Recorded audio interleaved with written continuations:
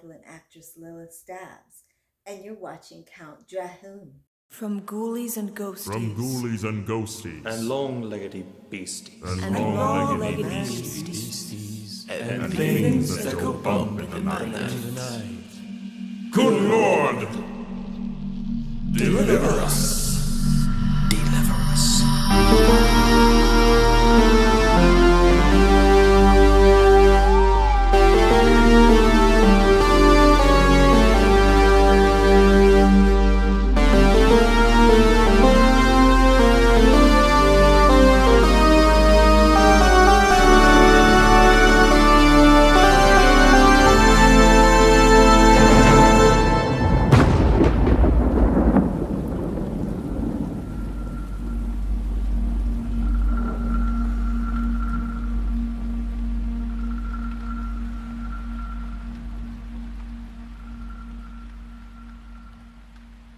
Good evening, spooks and spookettes. CountDrahoon here, and tonight I present to you yet another edition of Interviewed by a Vampire.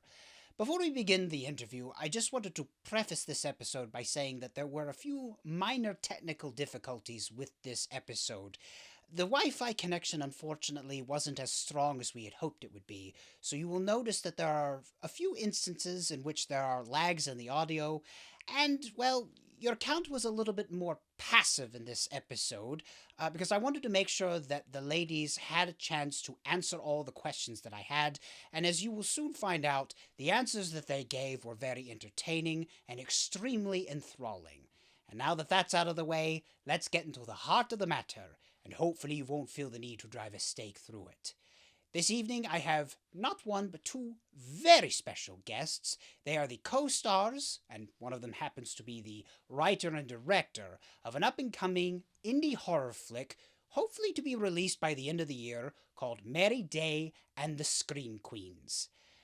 Spooks and Spookettes, here is Lisa London and Jennifer Moriarty. Ladies, welcome to CountDrahoon Presents. We're delighted. I'm very delighted to have you both. I've been looking forward to this for quite some time.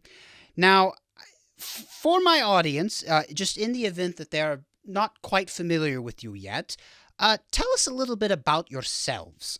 When did you get started in the entertainment industry, and what are some credits that my audience might be familiar with, or maybe a credit that you would recommend my audience to start out with for your careers? I'm gonna let my talent talk first because she's amazing and she has a far bigger CV than I do. Aw, thank you, gorgeous girl. Well, okay, so what am I known for? My career's been very interesting because I've done lots of cult classics, which are often lower budget films that do so exceedingly well with fans and initially box office that they just keep going and they keep living no matter what I've done since piles on. They're always the one that people remember. And some of those are Hots, the very first film I ever did, which was the female version of Animal House, and an Andy Sedaris film that was actually just honored at the Robert Zemeckis Center for the Arts at USC for just being cinema that will forever stand up. And it looks like it was for a huge budget too. And it was still, I mean, low budget just back in those was the 90s. And that was still, you know, they made films for almost $1 million, and that was considered a low budget film. So, but it's still pretty amazing that that was just honored, and that was called Savage Beach, and that's Andy Sedaris. And I'm also known for the biggest Clint Eastwood film, Sudden Impact. It was his return to Dirty Harry, and that was my first dramatic role. And I'm known for the Emmy-winning episode of the fabulous The Morning Show, directed by Mimi Leader, that is on right now on Apple TV Plus. And I did Law and Order SVU, which is, you know, huge show, the #1 show for a million years. And I was in Dragnet, the Tom Hanks, Dan Aykroyd film, and I was in The Doors. And unfortunately, that's really in the news lately because of Val Kilmer's passing. And some fun trivia. I'm in the a Justin Bieber Ed Sheeran music video, I Don't Care, which had more views than any music video for a summer release in ages. And other than that, I'm known for lots of other TV and movies, but I think those are the top ones. Okay, we're running out of time. So that's why I make her go first. Whenever we're together, I'm like, you just go first because it sounds so much better than mine. No, yours are amazing, especially Mary Day and the Scream Queens, which I cannot wait to talk it's so about. funny. So I come from a completely different background. I'm a stage trained, classically trained actress. I went to a very fancy drama school back east, and I like to say when people go, "What have you done?" I say, "Well, I played most of probably the most well-recognized villains and ingenues in European and American literature, and done a lot of stage work. Left that, raised my family for a period of time, and started a business and had a very successful career as a corporate leader of a Fortune 500 company on the West Coast.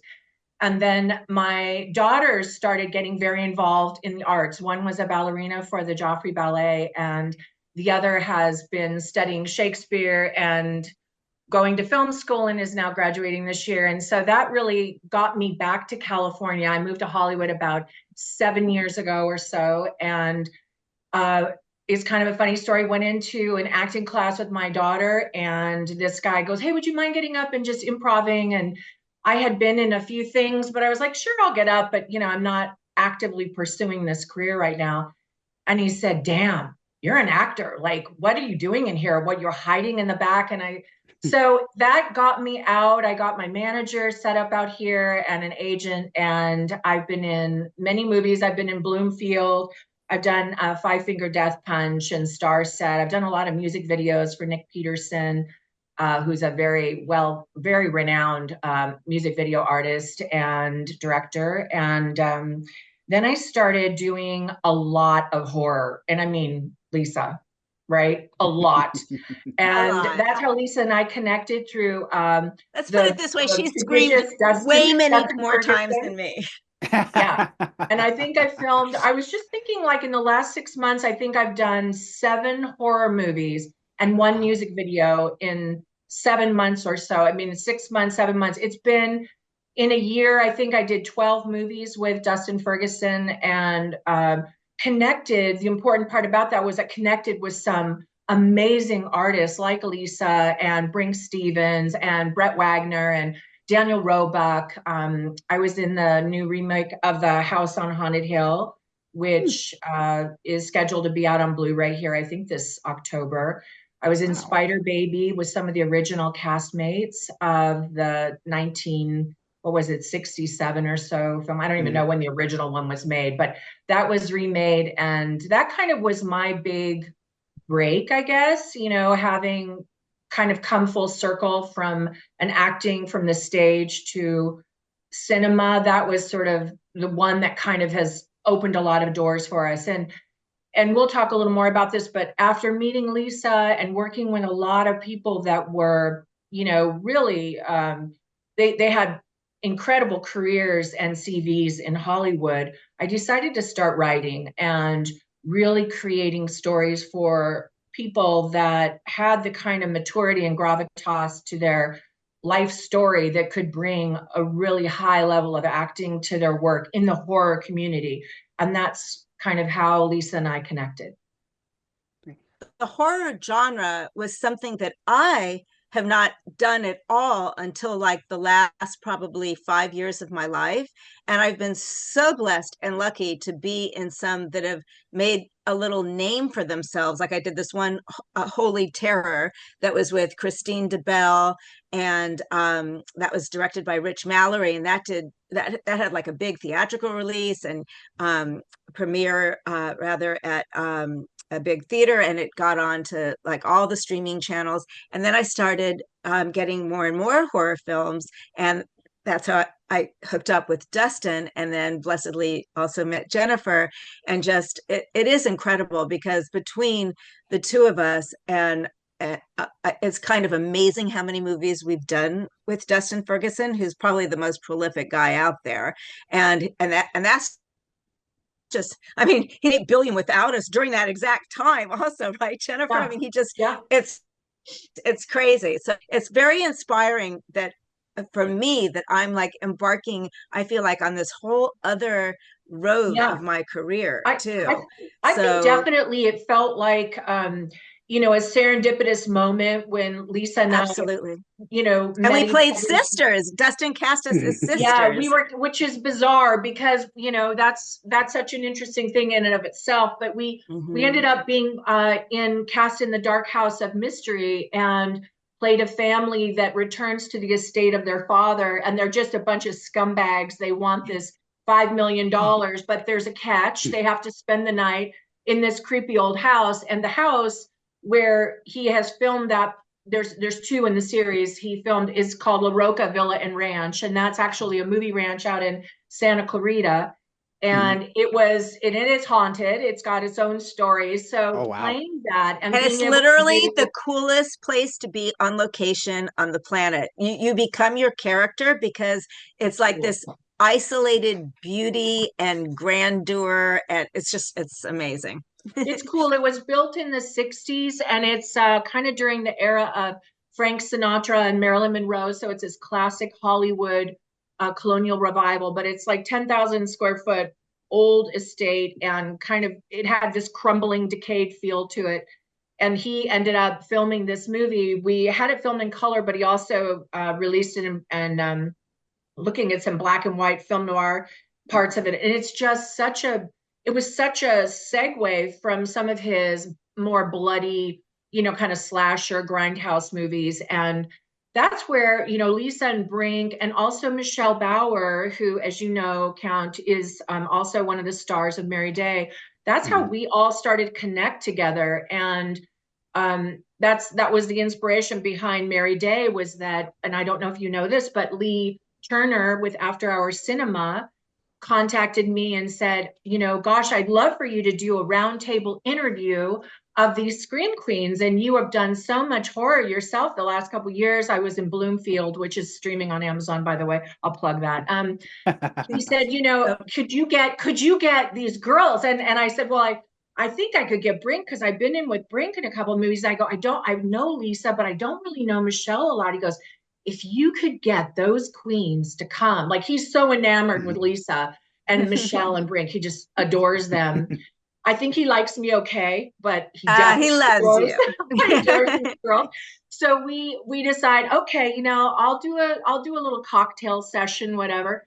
And then literally in 15 minutes, I penned out this idea for this story about these scream queens and how this ingenue, this crazy girl in a 60s beehive, stumbles upon this villa where they all live and discovers her idols are here, and they have something in store for her, but in the end she gets this sweet revenge. And it's so these women just ended up falling into my universe, and they each are so distinctively different. Like Lisa's such an energetic, in case you can't tell, she's the most fit little, just spry gal ever, and such a little sex pot.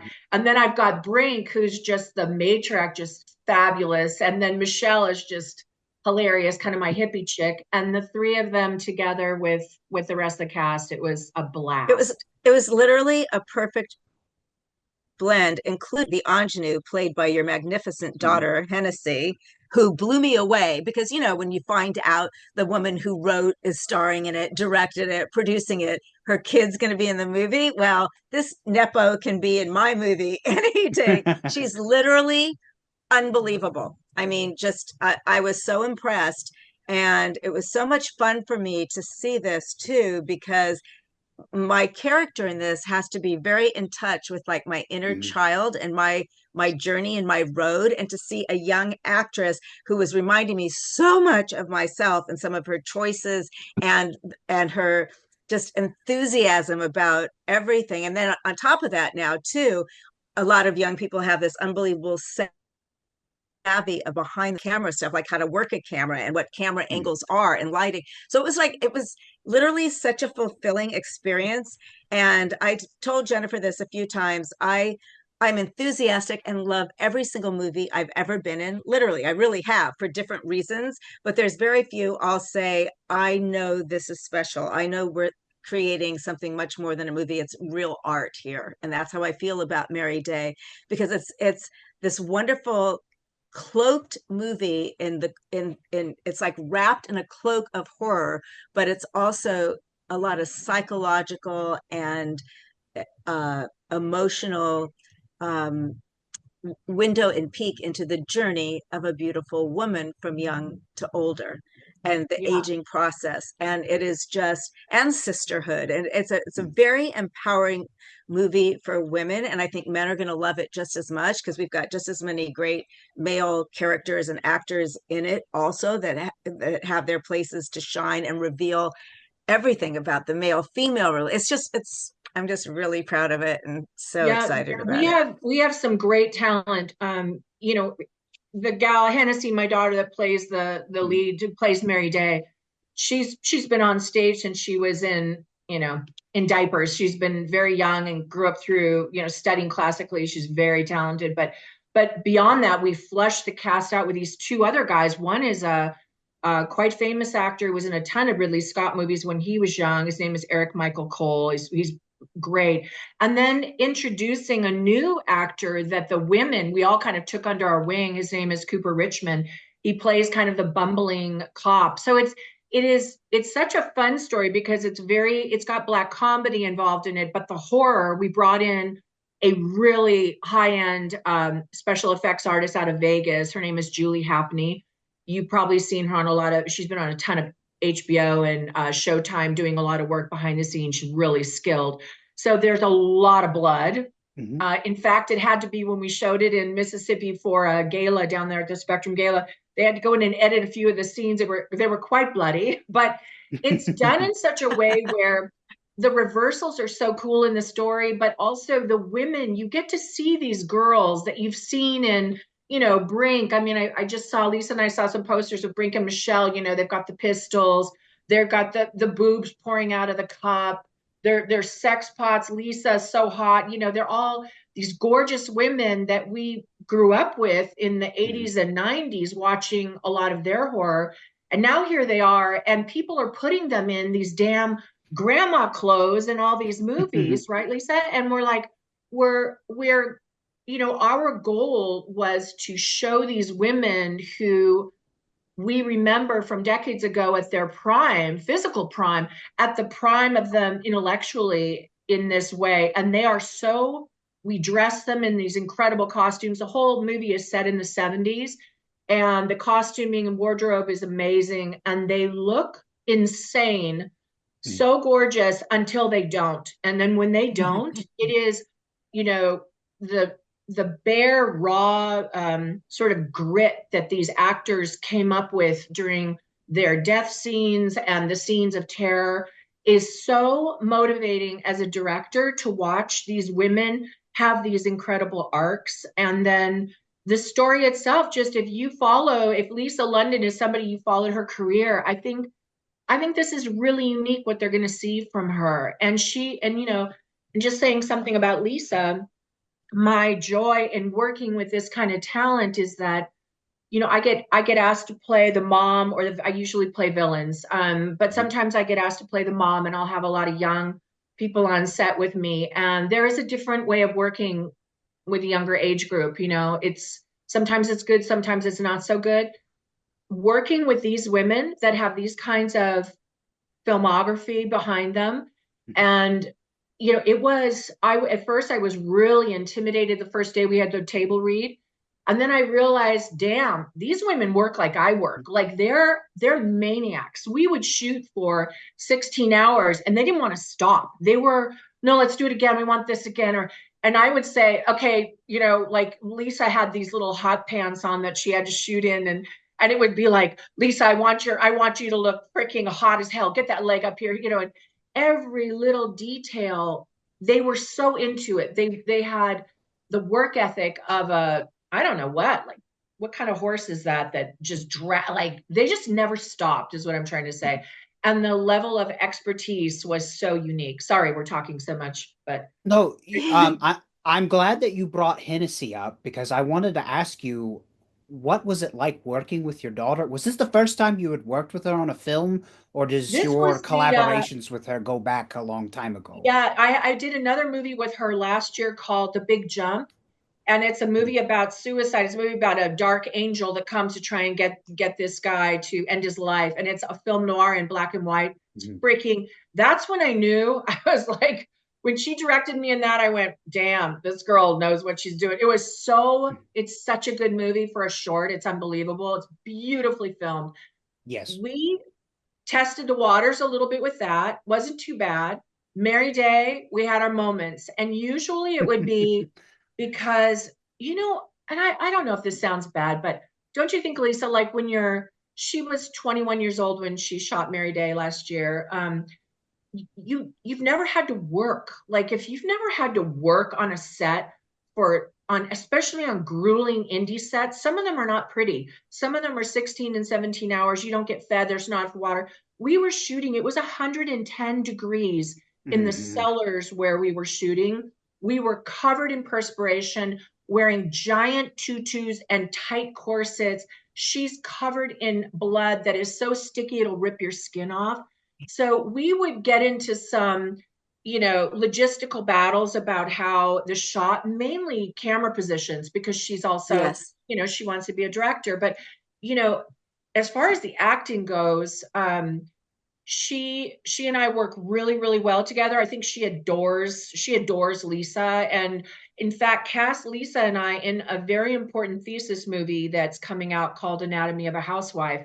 And I let her run that ship. Like she knows what she's doing. I So predict, I predict Anatomy of a Housewife, which is the short you're talking about right now. I predict that if she gets that into festivals, and I will help her get him in there if that's the route she can take with it. I don't know what the theses, the school rules are, but it'll win every award.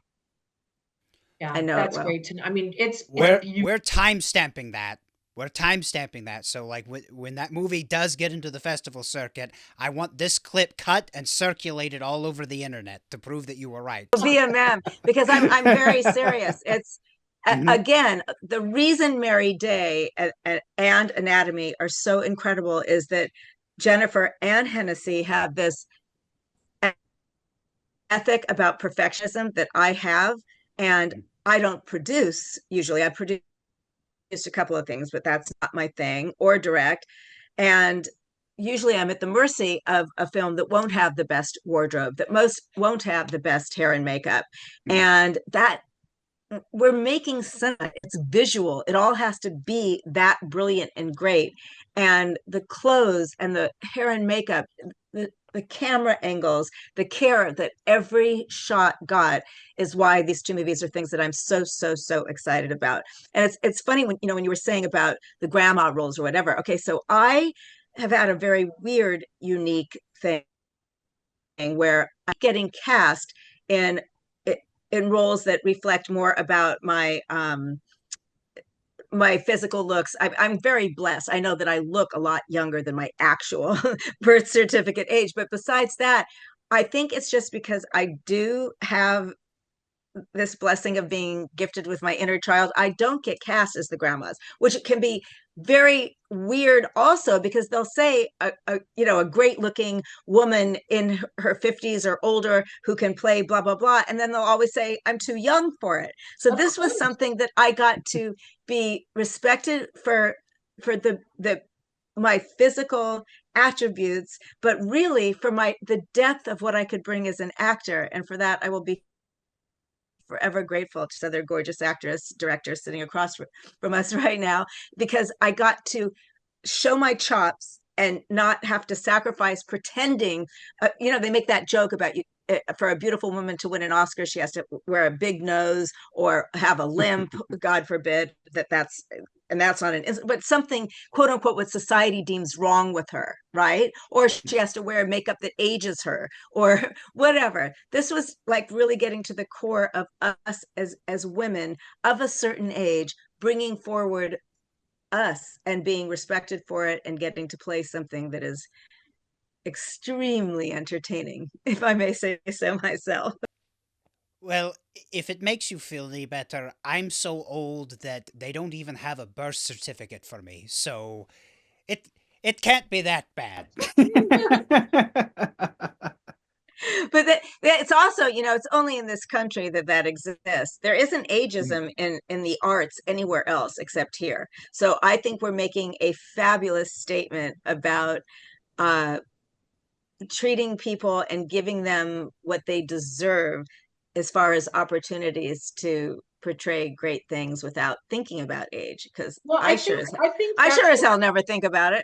yeah, I mean, I think that's the whole point of what really prompted me to begin writing roles for not only women that were older, but women that were younger that might not have an opportunity in a town that's so saturated with people Absolutely. who can fabricate whatever look they want to look, really giving people who are talented the chance. I don't care what they look like. I know that, and I like to say that power comes in all kinds of bodies, faces, and voices. Absolutely. That it doesn't. I find the fascination and the obsession with how someone, we've got to have the final girl be the girl that's the 24-year-old, latest it girl in my universe of casting or whatever. I want the final girl to be a 65-year-old woman or a 42-year-old divorcee or a child. I don't care. I Mm. want the story to be what is so riveting that people find. I don't care what the actor looks like. I'm glued to my screen because of the performance. And that is where I am so struggling with Hollywood at this point, Mm. in that if you don't, and I speak from experience of when I first came here, I auditioned for a very large movie, and if I told you all the name, you would know it, and it's Mm. really sucks. But someone, I had the director, it was a callback. I had the director captivated. I had no credits into Hollywood, and another very famous woman sat outside the door and leaned in and listened to everything I did in my audition, and then copied that. And because her CV had 100 credits and mine had 15, she took the role. And that's how it works here. If we're casting based on experience, we're casting based on looks. I don't want that. I want I want to cast people who can tell my story in the most authentic, genuine, and gritty way possible. And I want people also that I can work with, that I know. Lisa London is somebody that I know how she works now. I'll use her over and over and over again. Mm. And we make a great team because we speak each other's language. But if she weren't talented, I'm not going to, or if she gained 50 pounds, I don't care. Like, I find that that's why Mary Day worked. I took Mm. women who had been really not so much Lisa, but some of these other gals who have been like Scream Queen, they're known for this. And they'd show posters of them when they're, as hot as fire, right? But I think they're hot the way they are now. And, some of them are well into their 60s and they're amazing and they're Mm. sexy. And I want to show that, instead of saying you have to be 24 years old, or you have to be an influencer, or you have to have so many people on your, you have to be this on your IMDb. I don't, if I were in New York right now producing films, none of that would be the focus. So that is why I am pushing really hard. And Lisa and I have been talking about this, but I'm pushing very hard to try and relocate my production company down into the South, where I think I can Yes. afford, yes, yes, where I think I can afford to make more film, where I think there might be a little bit more of a grounding kind of an authenticity to some of the character work that I want to show on screen. Well, Jennifer, I'm so glad that you said that. No, I'm terribly sorry, Lisa, but I've made no secret um, about why I moved back to Tennessee. Simply because I just think that maybe for different reasons, but I think it's becoming increasingly harder for outsiders, so to speak, to get into Hollywood and make something of themselves. And there's a lot of and I don't know if you agree with this. I think there's a lot of different factors. I think it's a lot of what you were just talking about, but I also just think that it seems to me that the current leadership in a lot of these studios, um, they don't seem to be concerned with telling new stories as much as they are just rehashing the same IPs that have been rehashed for decades. And to me, as an independent creative, I don't have a problem with Iron Man 7, but that's just not the kind of things that I want to be a part of. And for an artist, I can't see. I can't see that to be the long-term goal for everybody, because I look at filmmakers like Robert Eggers and, real auteurs, such as yourself, and it's like, surely the end goal isn't just to make a great independent film only to climb the so-called corporate ladder so you could just make these Marvel films. Like, to me, like, it just seems that right now Hollywood, as an institution, seems to be creatively bankrupt. And that's why I like having guests like yourself, like Lisa, because it seems to me that you're trying to push back on that and trying to essentially fill the world with more original stories. And I think, as somebody that moved to LA from the South and then back to the South, I think you potentially moving back, you moving down here, I think that's basically the way that the wind is blowing. And I really hope that you follow through with that, because I think that you would come down here and sort of help create something new, a pioneer's mentality, as it were. Well, Lisa and I'll just give you a snippet of a new movie that I started working on. Started the writing, I should say, which will be split between an antebellum mansion down in Mississippi somewhere, and then in a flat in Italy. And it's a kind of a new Dracula movie, but not Dracula as we've ever known him. It's basically a Romeo and Juliet adaptation with fangs. And Nice. so my that's something that Lisa and we're gonna, I want her as part of my cast. I feel like you meet some people who their entire daily existence is what they're posting on social media, how much they're talking about what they're doing on social media, blah blah blah. That's great. That's their life. I don't care. But then you meet people who are really really interested in creating something that's long lasting art. And I guess that's kind of where I end up on that side of the spectrum, where I don't want to be on a, procedural TV show. Yes, I know that's where I could make a lot of money, but that's not what I want to do. I want to do movies that really push the envelope in terms of storytelling. And I'm not talking about gruesomeness or things like that, because there will always be someone a Damien Leone, who can do a Terrifier, and that's not my jam. I want stories that basically punch you in the gut, and you will walk away and never forget that character. I don't think people will forget the character of Mary Day and what the just the visceral feel she had when she felt that these women who were her friends betrayed her, and what she does to get even. I don't think you'll remember the look of her or how this woman speaks, right, Lisa? I mean, she's really an iconic superhero for horror. And I want that created. I envision Lisa in a hoop skirt, in a Civil War Dracula, where we take her from that moment to contemporary in Italy, where I want you not to forget that character. And that is much more important to me than what the wheel of Hollywood is doing, because I'm telling you that there's a lot of talent between the two of us. There's a lot of talent. I don't understand. Sometimes I'm like, gosh, I can't believe I lost this rollout. And then I'll look at their CV and go, oh, okay, well, they've been here for 30 years. I get it. I don't think Hollywood is interested that much anymore in anything but a sure thing. And it's so Right. stressful out here right now that if they don't have a sure thing, they're not going to take a risk. Raising money is a joke. So Yes. you have to do, I think what we're doing, I think you have to do it because you're passionate about changing, breaking the wheel and changing it. And if I can't afford to do it here in Hollywood, then coming someplace else is where I believe that much in what I want to do. And I think Lisa's on the same page that I'm willing to pack up my house and move to do it, you know? And you have to be that way when you come to Hollywood. If you're going to come here, you have to understand that the things you dream of doing, you can't give up, because most likely there'll be a ton of people who tell you can't do it.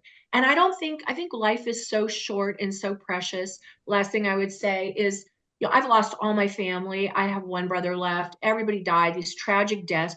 I realized, you know, time is really, really fleeting. And if you don't really wake up and figure out what you want to do with your life and the kind of message you want to portray or give to other people in a legacy, then you're going to wake up one day and it'll be too late, you know. So do what you can do where you can do it. You don't have to be here to do that.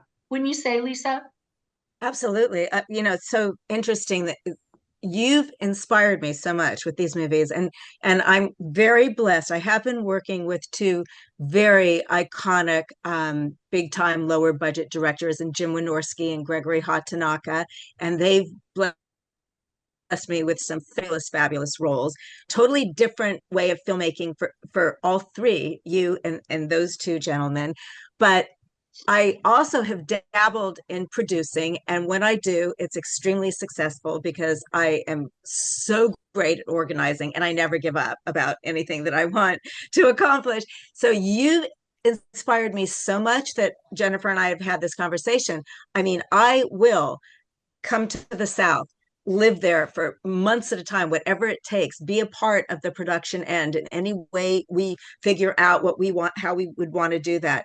You've inspired me to basically put my every bit of my being where my mouth is, not just my acting chops, and be a part of every aspect of the next thing we do together. Because when she told me this story of this Dracula that would be the Dracula to end all Draculas, because again, instead of just being a horror or whatever genre you start saying the movie is, you incorporate so much more in your scripts and the way you develop characters, that it's just something. I am so excited about the future. That's all I can say, because Too. we're just getting started. Just getting And started, and it's hard, right? I call Lisa and I'll be like, I don't know what am I doing? Like, how do I get, you know, how do you get from A to B and then B to C and then to Z all the way? It's like, oh my God, I don't even know. Because it's funny. My daughter was being interviewed and she said, you know, everybody thinks they can make a movie. And that is true. Everybody, you know, you get your iPhone out, they tell you, oh, you can make a movie for, I'll make a movie for $3,000, absolutely, $5,000. Yes, you can, but not the kind of, for me, it's not the kind of movie I want to make. But I don't need exactly. 50 million either. I don't even need a million. I just need the time and the actors, the competency, the crew to be able to film this beautifully, light us beautifully, you know, have the production values that I believe in, because I'm really big about all of that. And I think that I don't want people to tell me what is possible anymore. And I think there are a lot of dreamers in this world that never get off their seat and say, I'm going to take a chance. And, you know, I know most of my friends and family, and yeah, I've lived all over the country. I mean, I'm sure a lot of people think, what in the heck this chick thinks she's doing? But honestly, I think great art is the kind of art that somebody who's never picked up a paintbrush paints a giant, you know, canvas, and it turns out amazing because you never know what you can do. You have to try. And that's my message is, stop telling me what I am capable of. Stop telling me that it requires this and this and this, or your IMDb has to be this, or you have to. No, no, no, no. You have to have talent.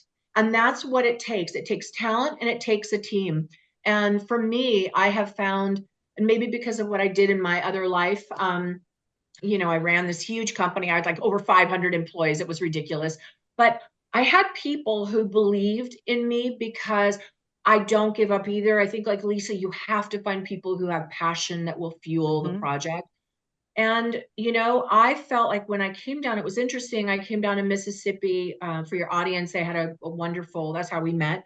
Lisa and I came down and did an event for After Hours for Spectrum for autism awareness. And it was really lovely because people have such a preconception about the South and, oh, it must have been this and that. And it was like, actually, there were so many filmmakers that were so excited, right, Lisa? Like, Absolutely. so, oh Absolutely. my gosh, let me do your score. So I found a musician who is going to work on the score for Mary Day. I think his name is Philip Drake. Yes, I love And Philip. yeah, and found people that were, met the film commissioner. He was like, well, gosh, come to Vicksburg. We have antebellums for you to rent for the Dracula movie. Do this. People, instead of it being, wow, you're really going to have a problem trying to find that location. It's going to cost you an arm and a leg to film this movie. People were No. like, come down here and we'll figure out a way to get it done. Mhm. It And was I great. think that's life. Like all these paradigms that were preached about, like, Mm. well, no, the paradigm has to shift now because otherwise nobody can make movies. They're just too expensive to make. And I'm not advocating leaving LA. I love LA, but for me, where I am just starting out as a filmmaker in this regard, that I don't want my scripts. I have a script at Netflix right now. It's a huge one, and I hope to God that they end up. It's at the very top of the food chain at Netflix. It's now in acquisition, so we'll see if that happens. But if it doesn't, I know that my writing is such that I can create stories the big boys want. And if Sure. I can make those with a group of people who are dedicated to the project, it's just, we can be unstoppable. And it's not about I think, Lisa, don't you think it's not about a women in film thing? It's really not about that. No, It's about women being allowed to play at the big. exactly, because Mhm. I mean, I've also been so blessed with the amazing men in my career, whether it's directors or producers that have cast me and championed me and supported me, and my husband, and just all my male friends that are so supportive. I am not. I'm as much as a girl that loves men as I am a girl's girl. I mean, I go both ways. But the funny thing that you just reminded me also, the South has an element about it, and Texas does too. When I shoot in Texas, Florida does too. Sure. Where they support the arts. Do you know that every other country in the world, the producers of the movie are the country, the actual France, Spain, you always see in connection with Spain, national cinema. This is the only country in the world that couldn't care less about filmmaking or putting any money into movies with people that want to make a movie. You get no aid here that way. So, Right. but these other states are more supportive, and like you said, they're like, let's figure out a way to do this. And I think in Hollywood, it's just very difficult, and that doesn't even have so much to do with the actual producers as it even does to I'm sorry, just the way taxes are in this state too, Yeah. and Yeah. how they help you film, they unhelp you film. Yeah. And so it's whatever I have to do to keep going on this like new chapter of my life, of being a part of things that are so creative and so meaningful and so exciting because they're new and fresh, and the approach, and it's I'm going to do it. So wherever it takes me, I'm going. I love it. So, so with that, Jennifer, your foray into writing and directing, was that something that you had always wanted to do, or was that something that was sort of born out of the mentality that you were talking about, how you don't like to be told what can or cannot be done?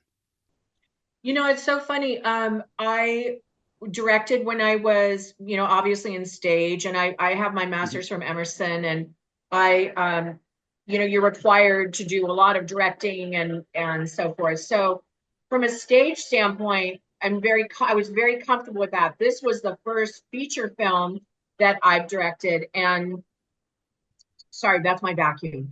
And It's that's really my little short cute. vacuum. It's It's it looks like a amazing. little robot. Oh, is it? It's one of those rumbas.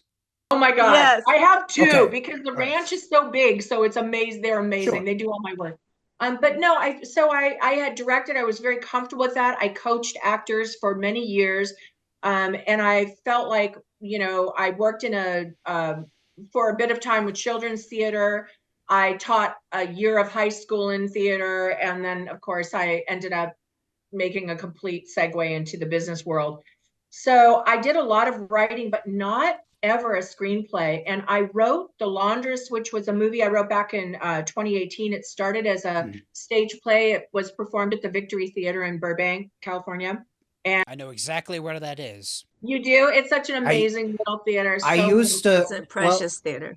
I used to walk by it every day when I went out into the neighborhood I lived. So, oh my gosh. Well, Maria Gobetti and her late husband ran that, and my manager, Wayne Watkins, who is VP of Development at BAFTA, he basically took the stage play, and we said, this is just too complicated. It's set in Charleston, it's set in the South, and it's a kind of an incest, domestic violence. It's an insane drama. Eric Roberts stars in the movie with me, but we ended up taking that and adapting it to a screenplay, and we decided to shoot that in 2022, kind of during COVID. We moved to this ranch out here and shot it here. There were all these old live oaks, and so we hung Spanish moss for a day, hung chunks of Spanish moss from all the oaks, so it felt like we were in Savannah or Charleston. that's hard. Like I was told that Spanish moss can very easily irritate your skin. Oh, this is all like the most beautiful silk, like looks Oh, so okay. real. It was synthetic. It looked real, Okay. but it was, but we were kind of at a point. That was my first foray into independent filmmaking, and it really wasn't an indie because it's ended up being well into the six digit. It was a big, expensive movie. But that's coming out this year. We're hoping for that it was supposed to be released this summer. We're having a little bit of an issue getting rights on some last minute music, but that's coming out this year. And that really showed me that it's like, wow, do I need to spend this much to make this kind of movie? And I ended up I was on set in Louisiana for this Stokes River Haunting movie that's due to come out. And I had a call from Joe Williamson, and he said, I've got this filmmaker. He just does this prolific amount of filming. You really have to meet this guy. I think he has a cameo for you playing a witch and kind of a soothsayer. And he said, I think you'd be great in this. And that's how I first stumbled onto a Dustin Ferguson set. And, the things that I learned, because every filmmaker is so unique. It's like having a signature, right, Lisa? They are so specific in what's important to them. And I shot with another woman just recently. It was amazing. It was so different. But working with Dustin he had a real procedure about how he could shoot a movie, a full 60-page script in, 3 days. How do you do that? So you learn as an actor to be a one-take wonder. Like, you better know, you walk on set, you've got it all down, baby. This is the blocking, this is what you're going to do, go. And I was watching as I thought, this is really ideal for people who are just getting started, or people who have figured out a way, they've got distribution, and they can really make a tremendous amount of product. And is this the signature I want? Maybe not everything, but I definitely learned a really cool business model from him. And I think that's where each set you go on to, you pick up skills, to answer your question. Sorry, a little long-winded there, but and it's So funny about your background being so huge in stage. I started off nothing but film for like almost a decade of my career, and I was working constantly in front of the camera. And then I, at one point, got into producing because I was cast in something that all of a sudden needed a producer, and somehow I became the producer. And I did a small theater company in LA, the Pan Andreas Theater. It was called the Actorhood, and I did it for 5 years, and it was some of the most successful theater as far as audience and reviews that LA has ever had. And I learned at that point that I could produce, that I know how to get the job done. And that's another thing about our unbelievable chemistry and simpatico, that all of our skills can are kind of like we and blending towards what we want to do next now. It's pretty great. And also just to add on to how you say everyone works so differently. Yes, and that's why I so respect all the low budget film directors that I work with as much as I do any of the huge budget, because it's the only thing that's different about a low budget and a big budget film is the money that you get, and that money allows you the time to do the work. And Yeah. it's just it's So an if you amazing see, gift to know both sides, I think. I mean, yeah. I know that my acting skills got to the level that they are because I've had to adapt so much and figure out so many things that will work to be truthful in a character under crazy circumstances that you'd never have if you didn't run the gamut. Well, I think that's a really important thing for any of your indie filmmakers, for your audience that might be looking at this, is that my recommendation is I think production value really sets you apart in the indie world. I know some people think it's other things, but I would say that and talent, like those two things, you can get away. Like we did some crazy stuff with lighting in Mary Day that you might have seen in the trailer, which is so cool. But really, if you don't have great talent and you've got, let's say you just have a couple days to shoot a movie, or you've got 5 days, that's luxurious, right? If you've got 5 days to shoot a movie. Mary Day, we shot for 2 full weeks. We had 6 days on the first principal photography, and then we came back and shot additionally. So, all in about 14 days on an indie, I felt really comfortable with that. But I had really seasoned women and these two guys that came on board. Like we would do take after take after take only because we shot with multicam. We were shooting 3 cameras. So, and we shot with things underwater. So I mean, we did some like big budget stuff, even though we were kind of guerrilla. It felt a little guerrilla at times, but I would say innovate. Like if belong, go online and look at all the different resources for lighting that show you how to come up with some insane stuff that a lot of photographers are using now to create incredible Instagram images. Go online, do some research and find some cool stuff.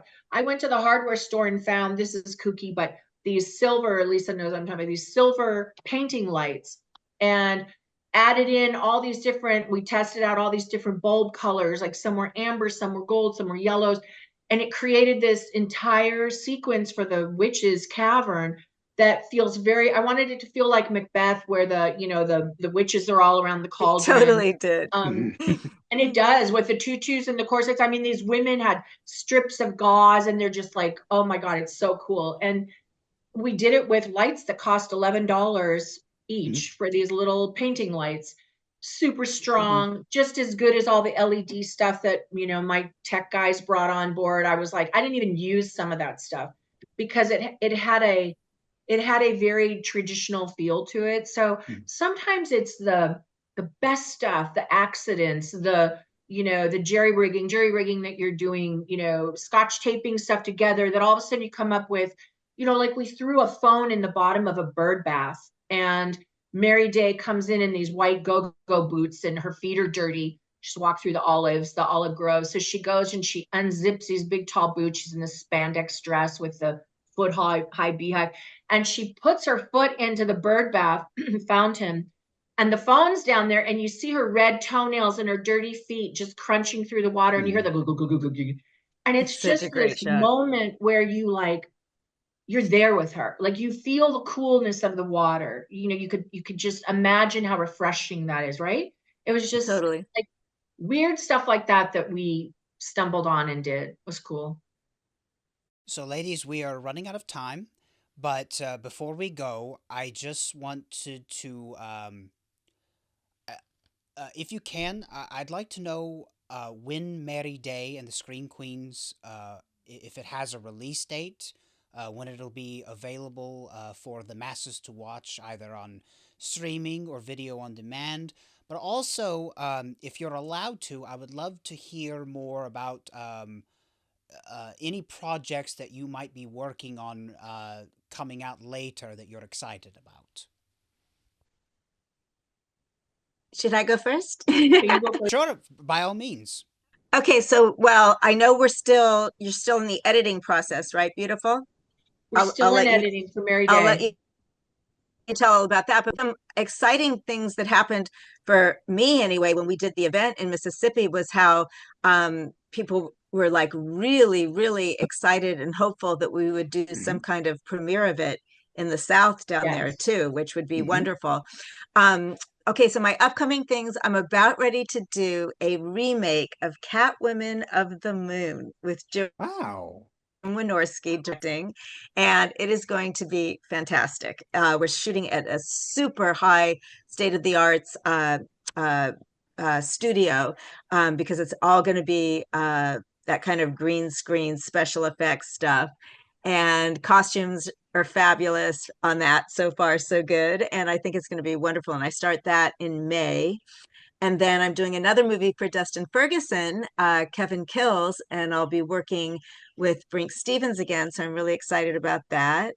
And what else? What else? What else? Oh, and Gregory Hatanaka is doing a big disaster film, and that should be also shooting in the next couple of months too.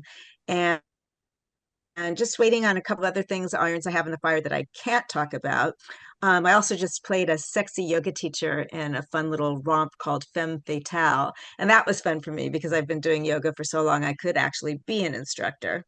But it was a beautiful shoot. Again, giving back. I did a cameo in that with a whole bunch of newbies, which was really beautiful to see young talent getting started.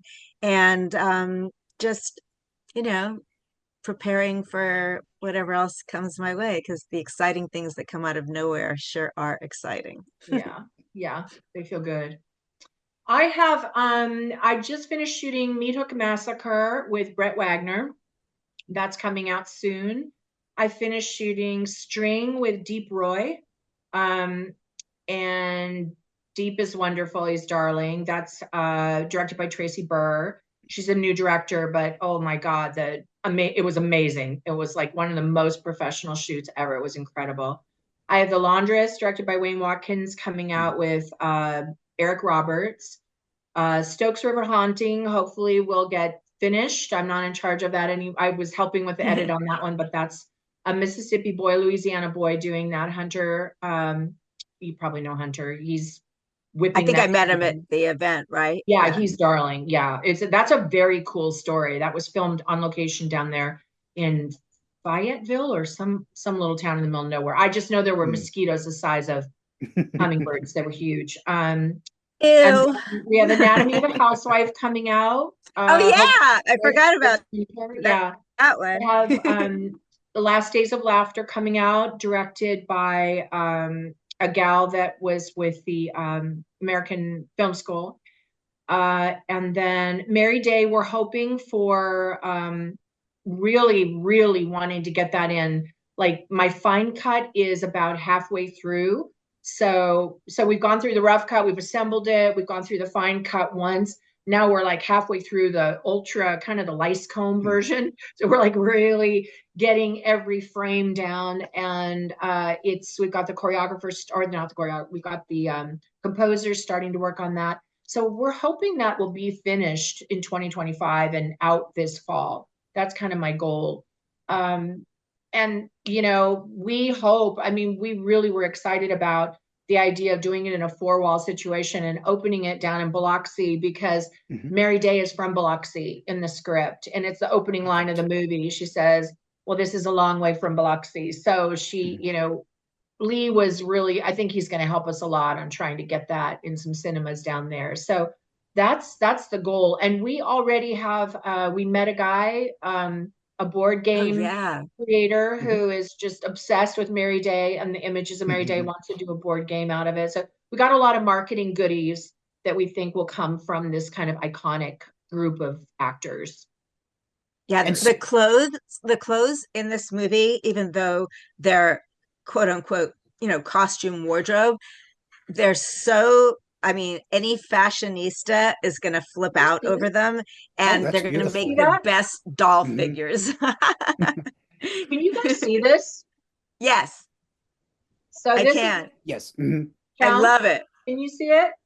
Yes, I can. I was gonna say. This is Mary Day here in the Mhm. Beehive. So I just I brought have one that of in because those. that's kind of like I love it.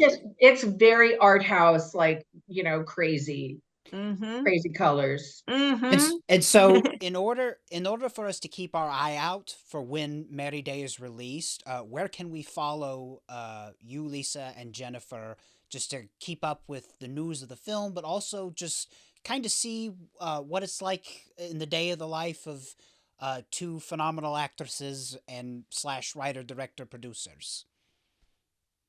On Instagram, I am Lisa London LA, Lisa London LA. And I post, my Instagram account is really all about the business side of my life. So I always keep everyone up to date about that. On Facebook, I have a professional page, Lisa London Fan, Lisa London Fan on Facebook.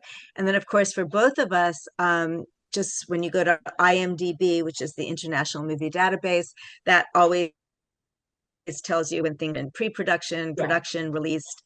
But for personal things about it, there. And also, I'm on Cameo, which is a wonderful place for my fans to always go and see what's up with my career. But also, you can get everything from personalized videos to apps and stuff like that. It's kind of taken the place of how your manager used to handle your autograph requests because everything's video and digital now. So I'm on all of those things. Yeah, and I'm going to give you the first person I think you guys should follow is this young lady because I think she's like, this is a shot, this is a BTS shot of Hennessy of Mary Day, but I'm going to give you her Instagram handle too. So it's Hennessy. Her name is spelled HENNESSEY, and our last name is the same. It's MORIARTY. She's on Instagram and Facebook. So she posts a lot of behind the scenes stuff. And then for me, you can go under Jennifer Moriarty. So 2 N's, JENNIFER, MORIARTY at Instagram or on Facebook. And I post mainly like stuff that's all happening behind the scenes on the shoots or getting into makeup or stuff like this, lots of, I post a ton of pictures. So, and I do lots of reels too. And my yeah, reels get like a check lot out of our reels, check out, respect. there's a lot of stuff. It's kind of funny. We have some directors that don't want you to post any BTS or anything. Right. I'll screenshot something that, we're working on and I'll post it and then I'll have somebody call and rip my ear, I'll rip my ear off. Why did you do that? What I what I do with all of that stuff, I never reveal the plot and I never get specific about what's going on in anything. And that's kept me safe for a lot of even the NDA orders. Like if you do something like for instance, the very first thing I ever posted was, remember the shot of just my eye in the compact on anatomy? Yes, on anatomy, yes. So I do things where, for me, it's like an art project. I just love creating things that my whole social media is about love, beauty, and art, period. Nothing else. So you guys, I mean, I think it gives you a really good and that's why I love into Hennessy's pages too, because she does the same stuff that I do, and they're hers very are obscure. Hers are definitely a tad racier than ours, but yes, but although I've been known a few times. I mean, honestly, hers are pretty insane, but I think it gives you a really good sense of, like, both of ours, you'll see a lot about the projects that we've been talking about. So there's a lot of anatomy of a housewife. Yeah. And you'll see a lot of Mary Day on there if you just scroll back through. I post a lot about animals because I had 4 dogs here at the ranch. So you'll see a bunch. Get past my dog photos and you'll see stuff. But hey, I succumb to a cat photo. Are you excited about us maybe coming down to Mississippi to work? Oh, well, of course. I wasn't sure if you were talking specifically about Mississippi or just the region of the South in general.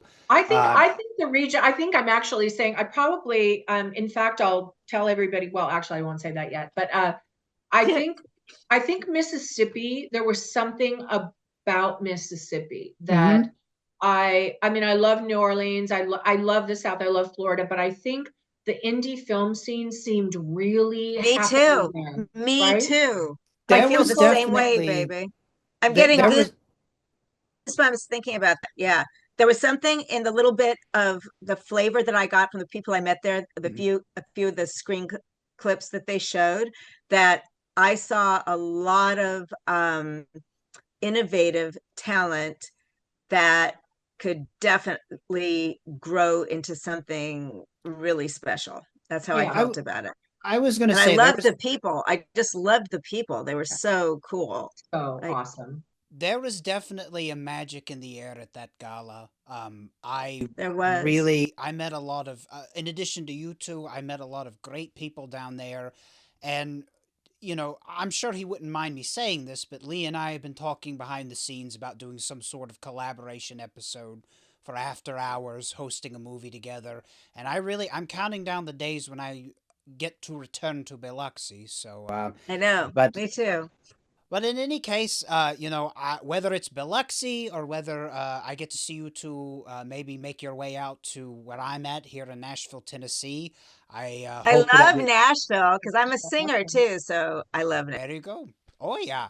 No, it's but in any case, it's very thrilling to hear that you're thinking about coming down south. And in any case, I hope to see you physically again. And it's been a delight to have you both here on the show. And I hope that you will return. Really, for any reason other than just to come here and be a guest, but I would love to have you both back on once Merry Day actually premieres. Well, we'd love it. And feel free if you want us to show the trailer that we showed down at the gala. I can send that to you, and you can show your guests and so forth, your audience. Happy to do that as well. Sure, I may actually take you up on that. If I don't attach it to this particular interview, I'm sure I could probably play it as a buffer for an episode where I actually host a film. So I think that would be great. The viewers will get a really good taste of all the goodies in that. So yeah, that'd be great. I thank you very much for having both of us and letting us talk about Merry Day too. I think that's thrilling. It's really exciting. Thank you. Absolutely, and thank you both for coming. This interview was such a delight. It was chock full of a lot of different goodies, not just about Merry Day, but just more insight about what you two do. I find it all fascinating and so engaging. And like I said, you have an open invitation anytime you want to come back on Count Drahoon Presents. Thank you so much. Thank you, Count. Well, Spooks and Spookettes, that's all the time that I have this evening, but be sure to tune in next time for yet another edition of Interviewed by a Vampire, or really anything else from this crazy vortex that we call CountDrahoon Presents. But until then, as far as things go, when things go bump in the night, there are such things. From ghoulies and ghosties. From ghoulies and ghosties. And long-leggedy beasties. And long-legged long-legged beasties. And things that go bump in the night. Good Lord! Deliver us!